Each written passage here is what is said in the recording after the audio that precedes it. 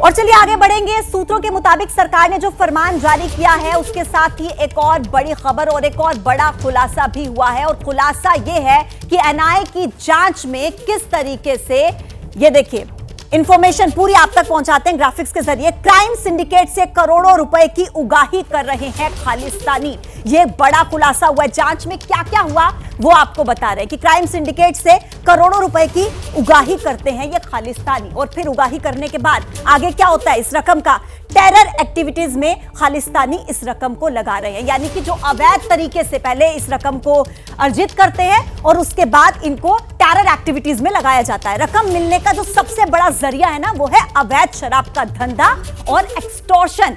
इस धंधे के जरिए देखिए रकम इनको मिलती है, उसके बाद इसे टेरर फंडिंग में लगाया जाता है। तो जांच में ये बहुत बड़ा खुलासा हुआ। इसी के साथ ये भी खुलासा हुआ कि आतंकियों का जो ये पैसा है वो हवाला के जरिए थाईलैंड से कनाडा जाता है और थाईलैंड के कई क्लब्स हवाला रैकेट में शामिल हैं। मनीष भंडारी नाम का एक शख्स है जिसका इस पूरे मामले में नाम सामने आ रहा है। थाईलैंड में कई क्लब चलाता है ये मनीष भंडारी। ये देखिए बड़े बड़े खुलासे एनआईए की तरफ से किए गए। उन्हीं में से एक बड़ा खुलासा ये कि खालिस्तानी आतंकियों का जो पैसा है वो थाईलैंड से कनाडा जाता है हवाला के जरिए। और इसी के साथ ही थाईलैंड के कई क्लब्स हवाला रैकेट में शामिल हैं, जिनमें एक नाम है मनीष भंडारी का, जो कि थाईलैंड के अंदर ही कई क्लब्स चलाता है। ये पूरा खुलासा एनआईए की जांच में हुआ है और अब इसके बाद कार्रवाई की पूरी तैयारी है। ज्यादा जानकारी देंगे हमारे सहयोगी वरुण, इस वक्त इस खबर पर अपडेट्स के साथ हमारे साथ जुड़े हुए हैं।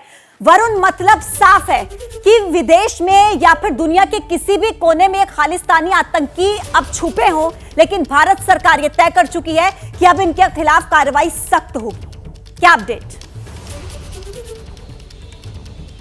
देखिए बिल्कुल खालिस्तानियों की कमर तोड़ने की जो पूरी तैयारी है वो एनआईए ने कर ली है और उसके लिए जो जांच है उसका दायरा अब कुछ इस तरीके से बढ़ाया जा रहा है कि जितने भी खालिस्तानी आतंकी हैं उन पर शिकंजा कसा जा सके। जांच के दौरान सबसे महत्वपूर्ण चीज़ ये सामने आई है कि जो लोकल गैंगस्टर्स हैं उनके साथ एक पूरा नेटवर्क जो है वो खालिस्तानी आतंकियों ने बनाया हुआ है। और यही वजह है कि जो ये गैंगस्टर्स एक्सटॉर्शन और अवैध शराब के जरिए पैसा उगाही करते हैं, उस पैसे को ये थाईलैंड के जरिए कनाडा भेज रहे थे और वहीं से खालिस्तानी आतंकी उस पैसे का ही इस्तेमाल भारत के खिलाफ आतंकी गतिविधियों में कर रहा था। और यही वजह है कि अब इस गैंगस्टर्स और खालिस्तानियों का जो गठजोड़ है उसको तोड़ने में एनआईए लग गई है। करीब 43 ऐसे बड़े गैंगस्टर्स और खालिस्तानी आतंकियों की तस्वीरें जारी करी है, लिस्ट जारी की है। एनआईए की हिट लिस्ट तैयार है और अब इस हिट लिस्ट में जिनके नाम है कोई नहीं बचेगा। वरुण, आप रहिए मेरे साथ।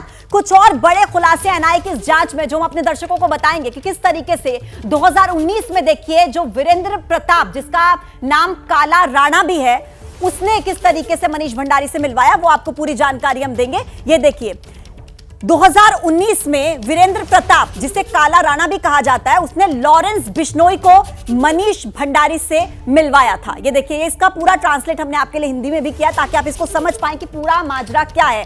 2019 में लॉरेंस बिश्नोई को मनीष भंडारी से मिलवाया था काला राणा नाम के एक व्यक्ति ने। उसके बाद देखिए जो मनीष भंडारी नाम का व्यक्ति है ये फिलहाल क्या करता है, कहां रह रहा है? मनीष भंडारी फिलहाल थाईलैंड में ही रह रहा है, दिल्ली का है और थाईलैंड में अभी रह रहा है। मनीष भंडारी लंबे अरसे से हवाला में भी शामिल है। देखिए ये भी पूरी जानकारी सामने आई है कि जो मनीष भंडारी नाम का व्यक्ति है ये लंबे अरसे से हवाला में भी शामिल है। इसके अलावा देखिए कई तरह के नाइट क्लब्स ये चलाता है और कहां पर? थाईलैंड में। मनीष भंडारी नाम का ये व्यक्ति कई नाइट क्लब्स चलाता है थाईलैंड में। तो मनीष भंडारी ये वो बड़ा नाम है जो एनआईए की जांच में खुलासा हुआ और इस व्यक्ति का नाम सामने आया है।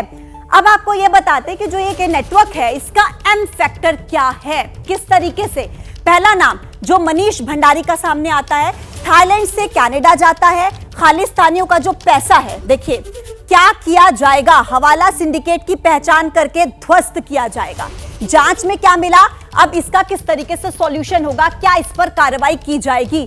थाईलैंड से कनाडा जाता है खालिस्तानियों का पैसा, अब इस पे क्या किया जाएगा, हवाला सिंडिकेट की पहचान करके ध्वस्त किया जाएगा। आगे देखिए जांच में क्या मिला, कनाडा प्रीमियर लीग और मूवी में हवाला का पैसा लगाया जाता है। इसके अलावा थाईलैंड के कई क्लब्स हवाला रैकेट में शामिल हैं, जिसका नाम का हम अभी जिक्र कर रहे थे ना, मनीष भंडारी। वो थाईलैंड का ही है और 2019 से 2021 के बीच 13 बार हवाला फंडिंग के सबूत अब तक मिल चुके हैं। कई तरीके के नाइट क्लब्स जो इस हवाला रैकेट में शामिल हैं। आशीष कुमार सिंह इस वक्त हमारे साथ जुड़े हुए हैं, वो ज्यादा जानकारी देंगे।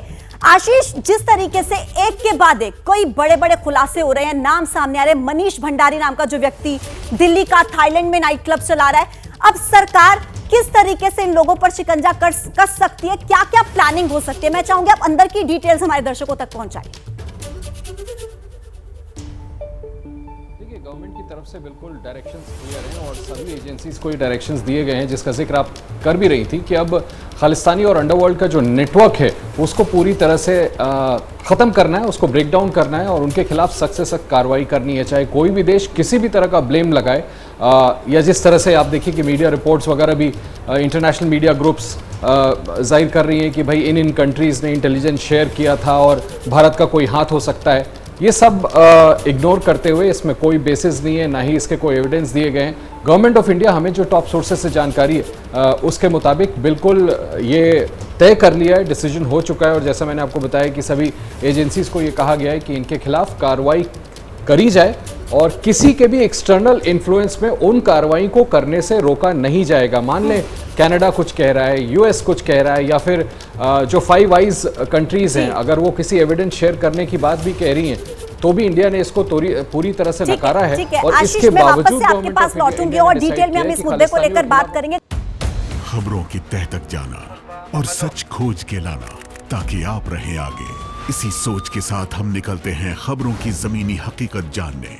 मणिपुर से लगातार कई दिन तक खबरें पहुंचाना हो या फिर हरियाणा में भड़की हिंसा के हर पहलू को सबके सामने लाना हो, हम बिना थके आप तक खबरें पहुंचाते रहे। पब्लिक इंटरेस्ट यानी आपके हित की बात। देखते रहिए पब्लिक इंटरेस्ट सिर्फ एबीपी न्यूज पर।